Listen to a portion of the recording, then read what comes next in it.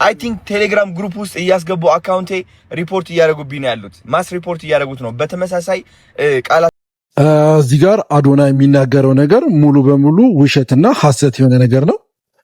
ቲክቶክ ዳንጀረስ አክቲቪቲ የሚለው ሰዎች ፕሮግራማችንን ወይ ፖስት ያደረግነውን ቪዲዮ ሪፖርት ስላደረጉት ወይም በሰዎች ሪፖርት ስላልተደረገ አይደለም። አሁን እኔ ራሴ እዚህ ጋር የአዶናይን ወላይታ ላይ የነበረውን ቪዲዮ ከላይ ጭነዋለሁ። ቲክቶክ ላይ የጫንኩ አሳያችኋለሁ። ቲክቶክ ዳንጀረስ አክቲቪቲ ብሎ ቪዲዮን ኮሚኒቲ ጋይድላይንስ እንዴት እንደሚል አሳያችኋለሁ። ሰው ያው ፕሩፍ የሆነውን ነገር እንድታዩት አያችሁት አይደል? ሁለት ቪዲዮ ቀድሜ ጫንኩት እርግጠኛ እንዳትሆኑ ነው። ሶስተኛውን ቪዲዮን 1 ደቂቃ እንኳን ሳይሞላው ቲክቶክ ኮሚኒቲ ጋይድላይንስ ብሎ ሪሙቭ አረገኝ። ማንም ሰው ሪፖርት አድርጎት አይደለም፣ ሪፖርት እያደረጉት ነው። በተመሳሳይ ቃላቶች ማለት ነው። ይሄ ዴንጀረስ አክቲቪቲ ቻሌንጅ ምናምን የሚል ቲክቶክ ሙሉ በሙሉ ዳንጀረስ አክቲቪቲ የሚለው ቪዲዮአችን ልክ ያልሆነ እንቅስቃሴ ሲኖረው ነው።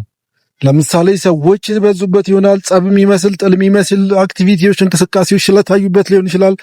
መኪና እየነደን ወይ መኪና ውስጥ ከሆንን ደግሞ የመኪና መሪ ሲታየው ሊሆን ይችላል። ሕፃናት ያለበት ከሆነ ደግሞ ሕፃናት ጋር ያልተገባ እንቅስቃሴ ስላለ ሊሆን ይችላል።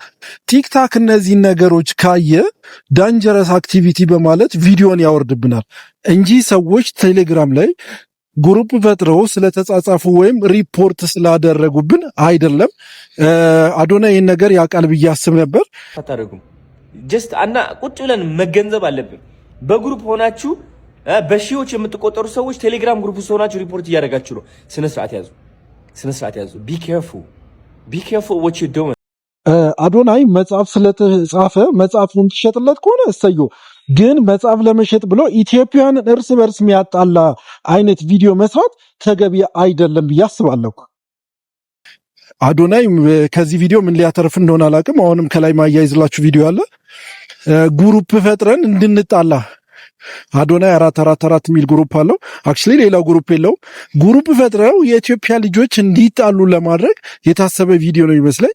በዚህ ላይ እነ ዳሎል ቲዩብ የተሻለ እውቀት ስላላቸው መረጃ ይሰጣሉ ብዬ አስባለሁ። ኮፒ ሊንክ ሼር በማድረግ ለነ ዳሎል ቲዩብ እና ለተለያዩ ቲክቶክ ላይ እውቀት ላላችሁ ሰዎች አድርሱልኝ። አመሰግናለሁ።